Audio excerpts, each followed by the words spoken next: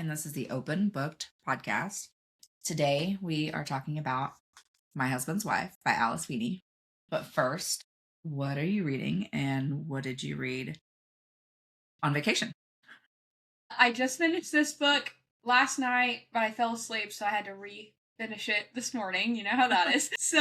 But also on vacation, I read The Da Vinci Code because I felt like I haven't finished it yet, because I felt like it starts in the Louvre and we were going to the Louvre. And so I was like, I need to set the scene, So yeah, no, I listened to The Da Vinci Code. I've still kind of been in a little bit of a reading slump, so not a lot of action. So yeah, not a lot to report back there. What about you? I didn't read a ton. Well, I say that I didn't feel like I did, but looks like I can't remember if I said I had read Girl Dinner when we recorded last. I think we talked about it. I remember you mentioning it. Okay. We were reading it. So, of course, I read My Husband's Wife. I started the Powerless trilogy by Lauren Roberts. So I started and finished Powerless and Reckless, and then A Friend in the Dark by Samantha M. Bailey, and then 10,000 Light Years from OK.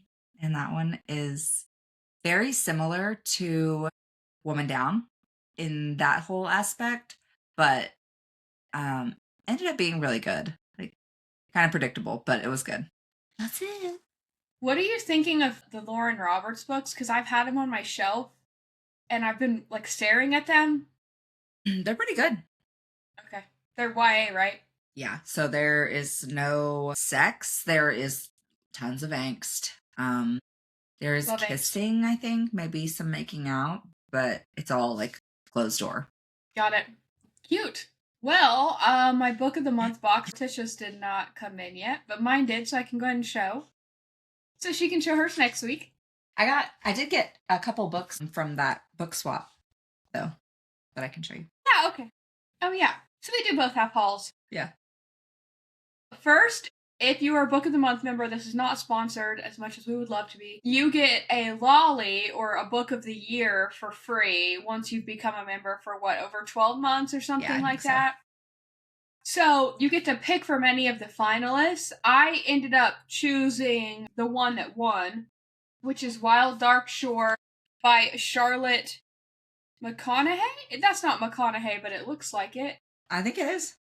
McConaughey, okay. And you get this cute little lolly gold-plated thing here. Love that. That is my one free book. My pick of the month was actually this romance, How to Write a Love Story. I thought the cover was cute, and so it got me.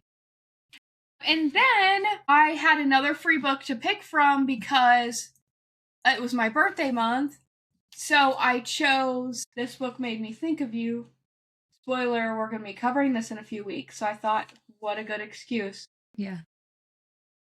You got this one already too, didn't you? Yeah. I was peer pressured by you showing how cute it was, I think, when you did your haul. So, girl math, all of these were free. Free lolly, my credit, and then my free birthday book. So, yeah. I didn't pay anything. Love that. All right, let's see yours. So I don't remember who got me this one. I'm sorry for the book swap, but it is Nobody Knows But You by Annika Rose Reese. It says The Perfect Life Begins as Truth. She's got a debut teen novel as well, Always Forever Maybe. But it's cute little, kind of like a novella, maybe? Not very many pages. I guess it's 213 pages, but like that one. I don't remember it being on my list, so it's got to be somebody's favorite. And then Abby Jimenez, yours truly. Love. We love her. So I'm excited. I have 2 in that series now, so just need the last one, which I just read. So I'm excited to have those shelf trophies. Love, love, love. We love a shelf trophy. So, I want to talk about a bookstore I went to in Paris. Okay. That I said on here I was going to take pictures. They do not let you take any photos. You can't even have your phone out in there. What? Yeah. Okay. well, I put this on my personal story. I'll send a picture of the outside so we can post, because I don't know if I was even allowed to do that, but I feel like that's hard to monitor. But inside, there were people everywhere. It's called Shakespeare and Company, and it is I feel like they had some new books too. It's just a floor to ceiling, kind of gave an older, like, version of the Dixon Street bookstore. So, okay, yeah. Just so many books to smell, but you can tell these bookshelves are hundreds of years old instead of, more modern. So, it's called Shakespeare and Company, and it has English books. It has French books too, but so I think probably Americans are drawn to it because there's things in English. But the cool story behind it is Hemingway, when he was like up and coming, Ernest Hemingway, one of the probably most famous American authors of all time, lived in Paris for a while. And if you've ever seen the movie Midnight in Paris, there's like a character of him in that movie, and that's actually what made me like read some of Hemingway's books. Was I'm like, oh, I've heard his name, this movie's funny, heard he's like this rough and tough, like OG blue collar hunter, but literary. He's such a weird combination of hobbies. Anyways, so I wanted to go for that purpose. Turns out he used to like borrow books from there, and then they would let him, because he was such a regular, he would like borrow books to read, go read them in Luxembourg Garden, come back and trade them out. Like, so cool, so much history. It was the most beautiful bookstore. They had the rolling ladders, everything, but I couldn't take any photos for you guys. That's so crazy to me. I don't know why. I mean, I was trying to think, but I couldn't really think of it. Like, there was a place I went to in Scotland that you couldn't take photos, but they had crown jewels in there. So I'm like, oh, I get why you can't take photos of that. They don't want people to be able to analyze how to steal this shit. But this is a bookstore. This isn't the crown jewels of Scotland, I was like trying to figure it out. I couldn't think of anything. They just probably don't want people posing, and because it's like a line to even get in. Like for fire hazards, you have to stand in a line. They only let so many people in at a time. I did get a little. That was just robbed. Yes, I'll bitch about that too.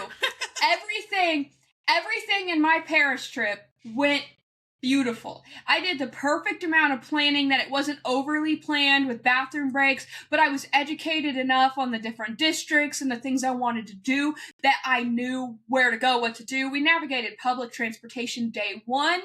Like, we did so good. Like, the location of the hotel, central, beautiful. The only two things that didn't work out for me: the Louvre, because of that heist last year, the room with all the valuables and the crown jewels is shut down. So you can't. So they got everybody. They stole a lot of them. So most of them are still missing. But there was one piece recovered that they're having to restore. So I get that. Like, they're working on it. And how many people in the world can probably restore hundreds of year olds? Marie Antoinette's whatever. And then the rest of them, they're working on the security of the room, is what Google said. Like, so they're like, we're not letting anyone in there until they revamp this, which sounds like you needed to. Clearly. Let's just be real. And when we went to the Palace Garnier, which is where they inspired Phantom of the Opera, the outside and like the lobby area was beautiful, but it's still used, which is mind-blowing to me. And they were doing rehearsal all day, so we couldn't actually go into the opera house. But even the lobby and stuff, I'm like, this is so ornate and over the top. Everything in French culture is so preserved. And I'm like, how? We've been to Scotland and Italy, and it's like, yeah, there's a lot of history, but it's like, you can tell it's been through some wars. Like, people fought over it, tore things down. The French stuff is so intact. Like, Notre Dame burnt down 5 years ago, and looks like nothing happened. It's crazy. Yeah. I think it's crazy that you can, through Airbnb, you can rent somebody to like take you on a tour through Notre Dame. And some of the people are people who helped restore it. So I'm like, that is so cool. Yeah. We chose not to go up the tower in Notre Dame. We had it on the itinerary. Made the executive decision based on our feet capabilities of the day, already doing 28,000 steps, and then to climb the Tower of Notre Dame, the warning was extremely strenuous, no bathroom breaks if you're claustrophobic, which we aren't. I think it was the amount of steps it was going to be. They're like, extreme workout, must be fit. Like, it was like the craziest warning. We're like, I think if we're going to do this, we need to do this fresh in the morning. Like, it was like 3 o'clock. I'm like, no, we've already walked this entire city today. Yeah. But it was like a book lovers. I'll say the same thing about Edinburgh, Scotland. It was like a book lover stream. You just wanted to sit at a cafe with a book, drink some coffee or tea or hot chocolate, because they have like the most decadent hot chocolate. You would have died with the hot chocolate. Yeah, I saw your video. And I was like, oh, so jealous. That was my Gossip Girl moment. But also, we went there too because that's Hemingway's favorite cafe. He used to go there every day and read. I'm like, this is just so cool. Anyways, yeah. So, sorry I don't have more pictures, but, rules are rules, and I'm a rule follower, unfortunately. I should have brought my tote up. I'll bring it next week. But I did buy a tote at the bookstore. I didn't have a lot of room for books or anything heavy, so I thought, I'll just get a reusable tote. It's really cute, so I'll show that next time. I should have grabbed it. So we have an exciting thing planned this afternoon. After we finish recording, we are going to see Reminders of Him. Yes, I'm excited. Fish's favorite. I'm excited and nervous, too, because I've read it 5 times now. And I'm like, oh, what if they just completely fuck it up? I'm going to be so sad if they do. Honestly, after People We Met on Vacation, I just am going in, and even Wuthering Heights. I'm not saying Wuthering Heights was bad, but it wasn't the book. People We Met on Vacation was not the book. The Housemaid was the book. Great job. Yeah. And honestly, what was it? The other one of hers that just came out. Oh, Regretting You. That one was pretty close to the... Yeah. I feel like if they do the same... The only thing was we complained about, like, one of the characters not being as likable as in the book, and the teacher, Jonah. Yeah. But if they do it like that level of similarity, I feel like it'll still be good. Because it was, like, close enough. I'm anxious to see how Lainey Wilson does. Yeah. In this, too. I mean, she did okay in Yellowstone, so I think she'll be okay. Yeah. She doesn't have a ton of lines, so... Yeah, that's true. I'm also anxious to see how Lauren Graham does as the mom. As the main mom. Yeah. I only know her as Lorelai. Yeah. If there's no sarcastic quip in there or a stupid joke. Yeah.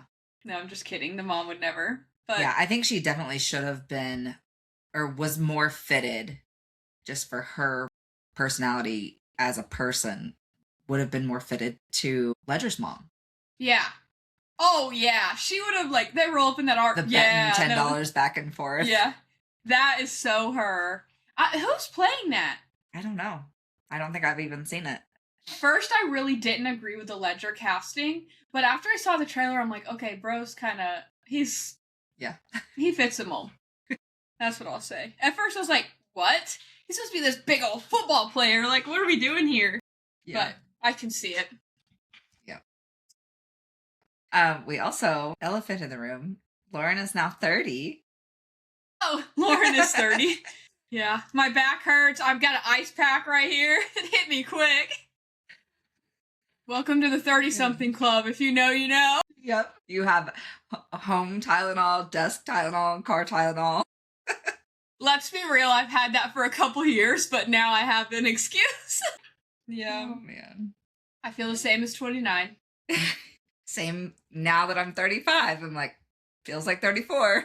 And 32, it just feels like another year, and everything just keeps falling apart. Yeah, it's fine, though. Everything's fine. Yeah. Tisha's about to go on vacation.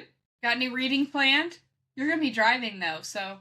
Yeah, and I feel like it's weird listening to audiobooks with other people in the car who don't read.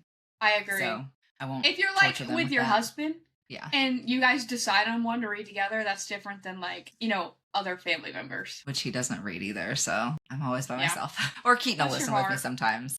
Oh, yeah. You have some reader kids. Yeah. So, okay, you want to go through the books coming out? Yeah, we got some exciting ones this month. Yes. Starting off strong. These are all of the books the first week of April that seem exciting or have a catchy title, pretty cover, or are by people we know. So starting off strong, Rights of the Starling by Devney Perry, one that we have been waiting for and we are so excited for.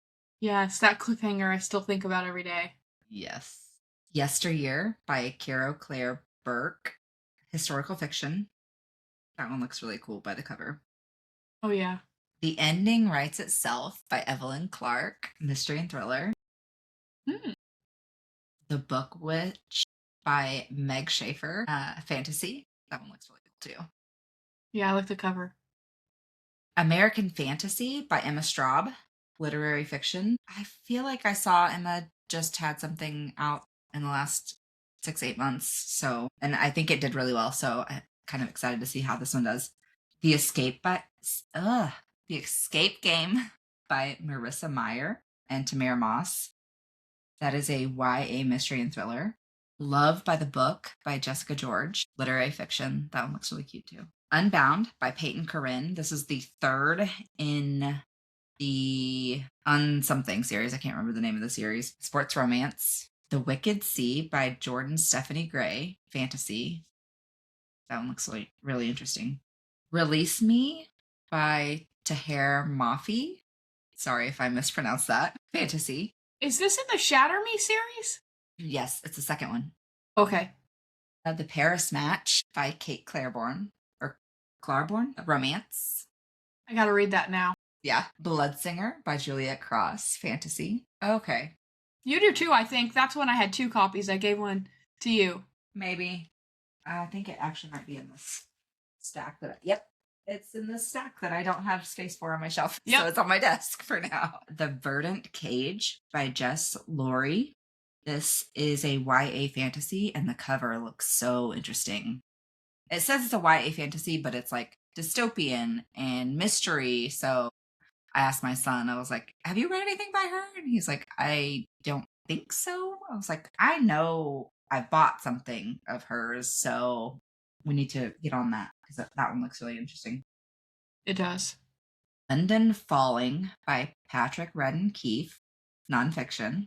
And then Year of the Mer by L.D. Lewis, fantasy. This mermaids. Yep. Yep. A dark, bloody, epic fantasy reimagining of the Little Mermaid? Yeah, like that first line got me. I was like, oh, okay. They're doing a giveaway. Better enter it. Yep. The fairy tale. We never win. Ariel might have gotten her happily ever after, but her granddaughter Yemi is having a much harder time. Oh, so this is her and Prince Eric's granddaughter. Love it. Love, love, love. Yeah, so excited for those. Of course, there are tons more. Check out our list. There's something for everybody, literally. All of the genres, including YA, for the first week of April. Awesome. We ready to dive into this puppy? Yeah. Okay, let me. I took some notes on my reread. Oh, you did? Yeah. Anxious to hear them. You ready? Yep. I better not put it in front of my face. I don't want to block my mic. One house, one husband, 2 women. Someone is lying. Eden Fox, an artist on the brink of her big break, sets off for a run before her first exhibition. When she returns to the home she recently moved into, Spyglass, an enchanting old house in Hope Falls, nothing is as it should be. Her key doesn't fit. A woman eerily similar to her answers the door, and her husband insists the stranger is his wife. 6 months earlier, a reclusive Londoner called Bertie, reeling from a life-changing diagnosis, inherits Spyglass. This unexpected gift from a long-lost grandmother brings her to the pretty seaside village of Hope Falls. But then Bertie stumbles upon a shadowy clinic that claims to be able to predict a person's date of death, including her own. Secrets start to unravel, and as the line between truth and lie blurs, Bertie feels compelled to right some old wrongs. My Husband's Wife is a tangled web of deception, obsession, and a mystery that will keep you guessing until the last page. Prepare yourself for the ultimate mind-bending marriage thriller and step inside Spyglass, if you dare, to experience a story where nothing is as it seems. What'd you think? I liked it. I didn't love it, but I didn't hate it. It was good. I loved it. We are not on the same page on something. Okay. I'll admit, even in my reread, there were still things that I was like, wait a second. Did I remember that right? And I felt so bad for Eden the whole time. I was like, what the fuck? Yeah, but then you find out, like, but also, here's where I'm confused. Just before we dive into anything, I think if you've read it twice, I may need some clarification here. So, Eden, real Eden, goes on her run, whatever, comes back and is like, what the fuck? I knew for the entire time, I was like, okay, this is the twist, that's really her. She really was on a run, she's not crazy. This is a setup. I know thrillers, okay? What confused me is that she kept calling her my daughter. I think that was on purpose. She kept calling Gabriella, right? She said, like, the only other person you can talk to is my daughter. So she goes to this place and actually acts like it's her daughter. I get that, like, as a step parent, like, taking ownership of your child, but I feel like in a police investigation, you have to be more specific, right? You'd have to be like, my stepdaughter. Yeah, I think that and the whole Birdie situation was just an unreliable narrator. Yeah. Intended to distract the reader. Yeah, it worked. It distracted me. Because I should have thought it was her daughter, and then when her first words or whatever were not my mother, I'm like, the fuck? I knew Birdie had way bigger part in this. I knew. I didn't specifically guess. Yeah. But I knew that there was going to be something. The daughter actually being diabolical did surprise me. And now I'm kind of scared because the daughter now lives. Is the daughter going to kill the mom because she's jealous of any woman who gets close to her father? Like, that's the vibe I got from it. I know she didn't do it, but, like, she was talking like she would have. Right? Okay, just making sure I'm not, like, I'm not reading this wrong. Yeah, my first note in the reread was sometimes life serves you a triple-decker shit sandwich with a side order of completely fucked. I was like, yeah, that's fitting. Fair. Because she gets a cancer diagnosis, and I'm like, yeah, actually, that adds up. That they should have been more specific with that. I wanted to know more about her diagnosis. I think it was intentionally vague, which is fine, but I was like the whole time, like, what's wrong with her? Is this a wrong diagnosis? That's where my head was going. And then for a second, I was like, is Thanatos? What is it called? Thanatos. Yeah. Oh, the company. Yeah. Thanatos. Are they in on the diagnosis to then, like, somewhere down the line, direct people to them to get their end date? Yeah. Like, Also, I thought for half of this book that Harrison had like a team of hitmen that would kill people on their given death date for his consistency, for his numbers. It would make sense. Like, literally half the book, I was like, she knows when she's gonna die, Birdie, and Harrison's gonna just kill her to make sure that happens. But also, hilarious. Harrison, another thing I need clarification on. When Harrison first ran into Birdie, and it's like, why ain't he being like, oh shit? But then I realized that it's all for the plot, like he was in on it. Yeah. But at first, like when the reveal happened that she was his first wife, I was like, wait, why is he acting like that? And then when she started like spilling her guts. Both of them. Yeah.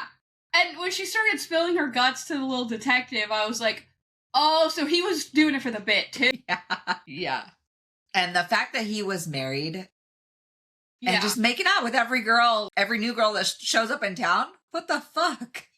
Well, it seemed like his part was an unreliable narrator too, because he was talking about, I haven't been with anyone since her, Birdie.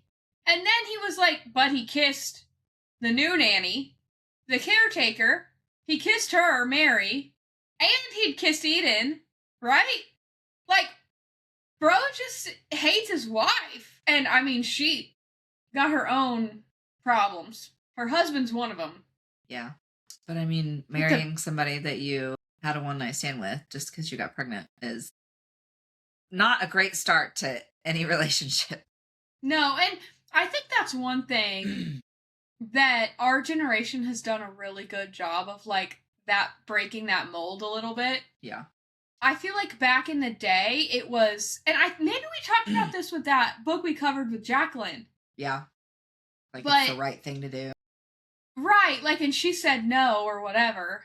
But that's not usual up until, like, probably the 90s. Yeah. To early 2000s. I mean, and in the Bible Belt, you're still going to get, like, super duper judged today. Yep. But it's way more commonplace for people to be like, we're just not right. Okay, we're going to have this kid. We're going to co-parent. We're going to be partners in this, or we're going to date first. Yeah. Like, there are people that get married, like, when their kid's, like, 5. Yep. Because they want to make sure they're compatible first. And that's, to me, so much healthier. Oh, yeah. Than being married and being miserable. Your kid's getting raised in, like, a toxic environment. Yep. My second note, when Birdie goes to the house, Spyglass, because her grandmother's passed, and she's like, I didn't know I had family. There has to be a reason my mom didn't want me to be here or know about this. And she says, home isn't always where the heart is. Sometimes home is where the hurt lives. And I was like, wow. That's deep. Yeah. And then my last note was when she whispered as Mary was walking in, run. Creepy. Ugh. I was like, oh, just her voice. Yeah. Ugh. So when this book ends, Gabriella lives in Spyglass with her mom, or is there once a month? That's just once a month. She visits once a month, and then she goes back with Mary and her dad the other time, right? Yeah. So I don't know. There's a part of me that thinks that the daughter, I don't know, are they gonna make a second book of this? Because the daughter was talking internally or whatever on her chapter and was saying, like, oh, first mom's gonna be dead soon. Don't have to worry about her. But I'm gonna have to get rid of Mary or whatever. Right? I didn't catch that. I'm scared. I swear. Because I was like, what's up with his daughter? Okay, not me checking the book. Harrison's chapter. Carter, no. Birdie. It's right at the beginning. Carter, Harrison, Birdie. Because Gabriella has a chapter at the end, right? Yeah. At first I liked the policeman who came to visit me at the manor. I thought he was handsome and he could be my boyfriend. Then he started asking too many questions I did not like. Yeah, I thought that was weird. Like, Mary often talked about her little red car. Okay. Eden is gone, Mummy is dying, hopefully soon, so Mary is the only problem left. And Mary was in the car too, sitting next to him. I wanted us to live at Spyglass together, like he promised, and I wanted it to just be us, so I cried again. That's what I'm talking about. When she's like, Eden is gone, Mommy is dying, hopefully soon. Mary is the only problem left. Do you think that's just to send you on a goose chase to not suspect Carter's wife? Maybe. A distraction? Yeah, I don't know. I think Gabriella is just fucked in the head. Yeah, I mean... So she has an unhealthy relationship with her father. Yeah. And, like, wants him all to herself. Yeah. I don't think it's out of the realm of possibility that she finds a way to take her out too, Mary. Yeah. I mean, I think she liked Mary for helping her, but at the same time, she wants her dad to herself. Maybe she's over her mom being, you know, like in the picture because they don't live together and they don't keep them, like they don't come in between her. She doesn't come between her and her dad. Yeah. Let's talk about the whole Birdie being a detective and like that whole situation. Like she was such an up and coming detective because they call them something else in the UK. Yeah. They said detective in here too though. Yeah. Yeah. DX. Something like that. Mm-hmm. So she's this up and coming detective working all the time. So she hires Eden to be the nanny. And then the daughter disappears and she's like rushing in the dark on a wet road and thinks she hits and kills her own child. Yeah. Or not kills. Maims her basically. Like damages her brain. And then she just abandons her? I don't understand that at all. No. I feel like they just skimmed through that part. I feel like maybe she did explain that like they tried to take care of her, but she'd already hired Eden, so she's like, Eden can just take care of her and I'll just keep working. Mm-hmm. Then we get divorced. Yeah, because Harrison was fucking Eden. Yeah. Moral of the story, he's gonna fuck whoever they hire to take care of their child. Yeah. Literally. Ugh. And then after she goes to Spyglass to claim her property, basically, she's already gotten her diagnosis, and then she gets her date of death. Mm-hmm. And 6 months later, she comes back and she's like, I applied for this job to be your supervisor and take over this whole investigation, and it's not even real. What the fuck? How does somebody just show up as a head cop, basically, and get away with it? This small town bullshit, I guess. Tells me how big the police force is. Yeah. I mean, it's like one room. Yeah. To the point she works out of the pub and calls it her office. I thought that was hilarious. Yeah. Meet me in my office. It's literally his sister's bar. That's even funnier when she turned out to be his sister. Yeah, because she calls him Lulu. Mm-hmm. I'm like, oh, that's me. Yeah, there were so many twists and turns in this, and nobody was a reliable narrator. No. Nobody, like, we don't even hear from Mary. No, we don't. I think that's so weird. We hear from Carter's wife, but not Mary. Yeah. So weird. Apparently she didn't find her important. I guess. And then, so Birdie is dead in this tunnel, and Carter's wife comes upon her, and she's like, oh. To kill her, it sounded like. Yeah, she said she already looked dead, or I would have killed her. I'm like, what the fuck is wrong with this woman? Yeah, I was like, this bitch is cuckoo for Cocoa Puffs. Yeah, I think they all are, to an extent. Yeah, this whole town. I want to see Spyglass, though. I know! We need some fanfic art or something. Like the way she described it, the windows look like eyes. I'm like... And like it being built into a cliff, it sounds cool as shit. Yeah. And then having tunnels that go everywhere. Yeah. I'm confused, though. How... Okay, no. The Thanatos guy, Harrison, and Eden bought Spyglass, and they didn't know who they were buying it from? She said that she handled it in probate to Carter. I think that was like a lie. I think that her and Harrison worked together on it, you know? Because they were all in on the scheme. Yeah. But I feel like you would know, I mean, in the documentation, you have to know who the previous owner was, or who the seller is. You see, yeah, because you signed the same papers. You see the name. Yeah. So I'm like, how did she not recognize the name? Maybe it didn't go in her name at all. Maybe he just bought it. And it was all in his name, and he signed the papers and just bought the house and told her. I mean, it'd be like community property, but at the same time, like, her name doesn't have to be on it. There's so many levels to this. Yeah. Yeah. No, it was like real twisty, and I kept bouncing around. The only theory I had that was pretty consistent the whole time was Birdie definitely knows a lot more and has a bigger role in this. The daughter, there's something else with the daughter and her accident. I was confident in that. Yeah. And then that I thought he was killing people on their death day. Those were like my 3 long-standing, but, you know, the last one ultimately wasn't true, but it could have been.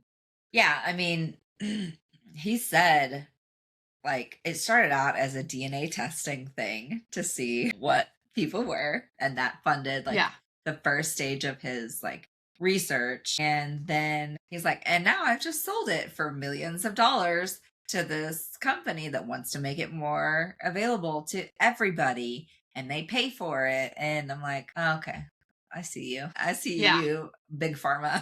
Literally. It says the book's message, the most dangerous person is often the one everyone ignores.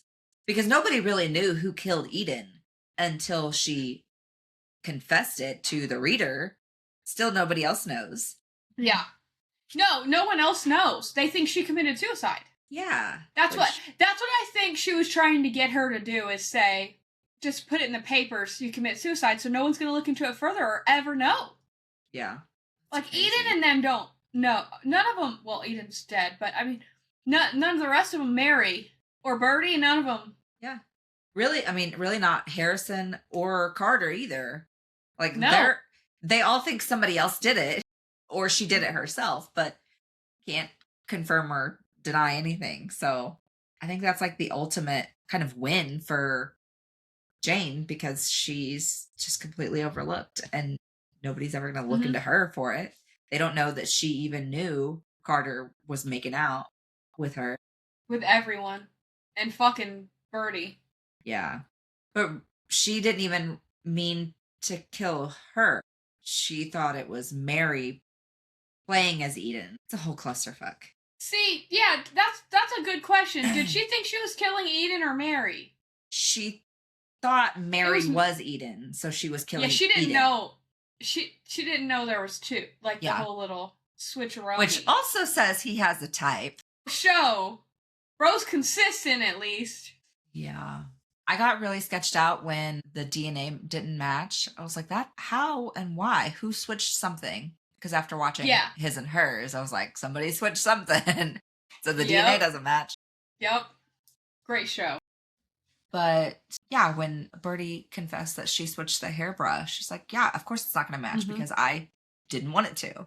Yeah. It's so wild. Yeah. No, I enjoyed it. And it was a quick read. I feel like it was a shorter book. Honestly, I read it at my speed in like 4 hours, 3.5, 4 hours. Yeah. Something like that. Not counting me having to go listen to an hour this morning because I fell asleep. Oh, wait. Birdie's not dying. No, Birdie's not dying. Eden died. Her tumors are going away.